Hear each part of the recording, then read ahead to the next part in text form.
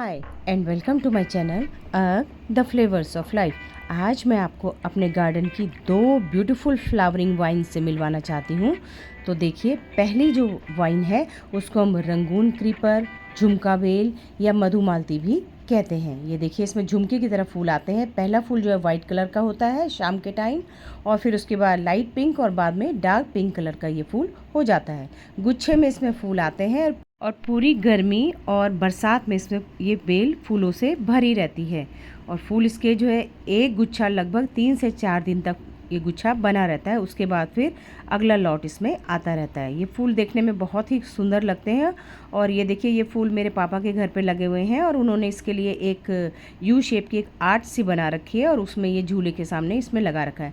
ये बेल कम से कम 10 से 15 साल लगभग पुरानी है। इसके बीच में पूरी कटिंग कर दी थी और बाद में इसमें फिर ये 2 टहनियाँ और निकल के आई। यहाँ से इसको कट कर दिया था और इसने ही ये पूरी आर्च को ढक दिया है। इसमें एक तरफ से ये रंगून क्रीपर या जिसको हम मधुमालती भी कहते हैं वो लगा रखी है और दूसरी तरफ से ये अलमंडा की बेल चल रही है। अलमंडा भी रेनी सीज़न का फ्लावर है। इसमें भी बहुत सारे फूल इस समय खिलते हैं। तो ये एक बहुत अच्छी चॉइस है अगर आपको लगातार फूल चाहिए अपने गार्डन में गर्मी और बरसात में, क्योंकि बरसात में फूल कम हो जाते हैं। और आप कोई बेल अपने घर में लगाना चाहते हैं, आप इसको अपने गेट के ऊपर पूरा लगा सकते हैं आर्च बना के, या फिर बाउंड्री वॉल में लगा सकते हैं। देखिए कितने सुंदर इसमें गुच्छों में फूल आ रखे हैं। तो इस बेल को आप लगा सकते हैं। ये बेल वैसे ज़मीन में बहुत अच्छी चलती है, लेकिन अगर आपके पास ज़मीन नहीं है तो आप इसको गमले में भी लगा सकते हैं। गमले में थोड़ा बहुत इसकी केयर करनी पड़ती है, अदरवाइज़ ज़मीन में जब ये लग जाती है 1-2 साल में ग्रोथ ले लेती है, उसके बाद इसमें न कोई फर्टिलाइज़र डालने की ज़रूरत नहीं है, कुछ भी नहीं है। आराम से ये अपने सीज़न में जैसे ही टाइम आता है ये फ्लावरिंग करने लगती है। मधुमालती के प्रोपगेशन की बात करें तो ये कटिंग से आराम से लग जाती है। 2-3 नोड एरिया वाली आप टहनी, थोड़ा सेमी हार्डवुड टहनी लेकर आ जाइए और उसको आप मिट्टी में या फिर कोकोपीट में दबा सकते हैं। और उसके बाद आपको इसमें थोड़ा सा पानी देना है और शेडी एरिया में रखना है। बरसात में इसकी कटिंग आसानी से लग जाती है। लगभग 20 से 25 दिन में इसकी कटिंग आराम से हो जाती है। तो कटिंग से आप इसको लगा सकते हैं। वैसे इसकी ड्रॉप वैरायटी भी आती है। दूसरी बेल की अगर हम बात करें तो उसे हम कहते हैं ट्रम्पेट वाइन। ट्रम्पेट वाइन के फ्लावर्स ऑरेंज कलर के होते हैं और ये भी बंच में आते हैं और ये बेल शेप फ्लावर्स होते हैं जो देखने में बहुत अच्छे लगते हैं। ये भी गर्मी से लेकर पूरे बरसात तक फ्लावरिंग करते रहते हैं। अगर आपको कुछ एरिया में अगर गर्मी में कुछ इस तरह का चाहिए कि आपके घर के आगे या पोर्च में शेड छाया सा हो जाए, तो आप इस बेल को लगा सकते हैं, क्योंकि गर्मियों में ये बेल खूब हरी भरी होती है और फ्लावरिंग करती है। देखिए, ये गेट में आर्च बना के लगाई हुई है। सर्दियों में इसकी सारी पत्तियां झड़ जाती हैं, ये डोरमेंसी में चली जाती है। सर्दियों में आपको उस एरिया में धूप मिल जाएगी और गर्मियों में इसकी जो है आपको छाया मिल जाएगी। ये देखिए, इन जहाँ पर मैंने ये क्लिपिंग ली है, इन्होंने इसको अपने घर में छत में चढ़ा रखा है और छत में एक जगह में इसको लगा रखा है पूरा थोड़ा सा स्टैंड बना के। और ये कितने खूबसूरत फूलों से ये बेल भरी हुई है।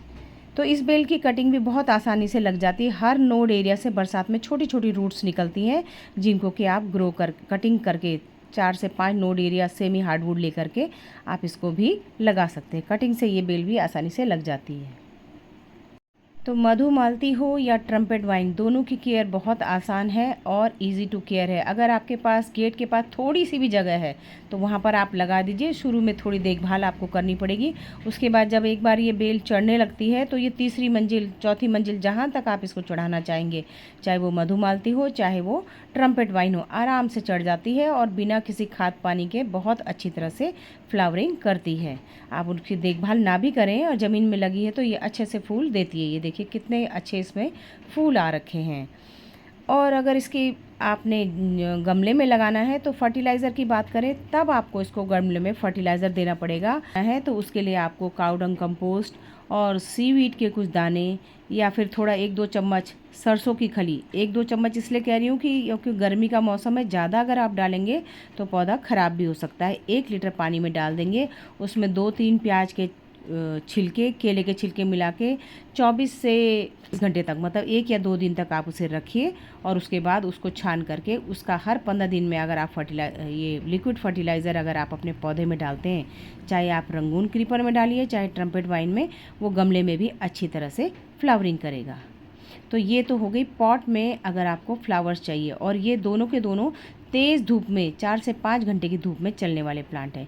ये मैंने अभी मार्च में ही अपने यहाँ गमले में इस फ्लावर प्लांट को लगाया है। ये मधुमालती की बेल है और मार्च से ये इतनी बड़ी हो गई है, लेकिन इस समय क्योंकि बरसात का मौसम है और मैंने धूप में भी इसको नहीं रखा है, तो अभी मैं इसमें फ्लावरिंग नहीं चाहती हूँ, इसलिए मैंने इसको कुछ ऐसा फर्टिलाइज़ तो नहीं किया है। देखिए तब से ये काफ़ी बड़ी हो गई है और 2 बाँस की खपच्चियों की सहायता से मैंने इसको ऊपर तक चढ़ा रखा है। गमले में जब भी हम कोई फ्लावरिंग प्लांट लगाते हैं तो उसकी ज़्यादा देखभाल हमें करनी पड़ती है, क्योंकि तभी वो फ्लावर करेंगे जब हम उनको प्रॉपर्ली अच्छे से फर्टिलाइज़ करेंगे। दूसरी ये जो ट्रम्पेट वाइन है, ये मेरे पास लास्ट ईयर मेरे यहाँ ज़मीन में लगी हुई थी, खूब फ्लावरिंग करती थी, लेकिन बाउंड्री वॉल टूटने की वजह से इसको काटना पड़ा। लेकिन नीचे इसकी जड़ रह गई होंगी, तो वहाँ से इसकी नई ग्रोथ इस साल फिर से आ गई। और देखिए नीचे अभी भी छोटे छोटे पौधे निकल के यहाँ पर आ रहे हैं और इन्हीं से एक लंबी बेल जो है वो मैंने ऊपर चढ़ा दी है।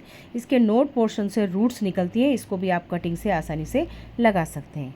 तो ये दोनों वाइन, ट्रम्पेट वाइन भी और रंगून क्रीपर, जो भी आपको पसंद हो, आप उसको अपने पॉट में या फिर अपने घर में ज़मीन में जगह दे सकते हैं। ये आपकी मर्ज़ी है कि आप उसको किस में लगाना चाहते हैं और आपके पास कैसा स्पेस। पॉट में लगाने के लिए आपको काऊ डंग, सैंड और सॉइल का तीनों का इक्वल क्वांटिटी में प्रोपोर्शन रख के इसको लगाना चाहिए और पानी भी बहुत ज़्यादा इसको नहीं देना है। आशा है इन 2 वाइन्स के बारे में हल्की फुल्की जानकारी आपको अच्छी लगी होगी। Thanks for watching.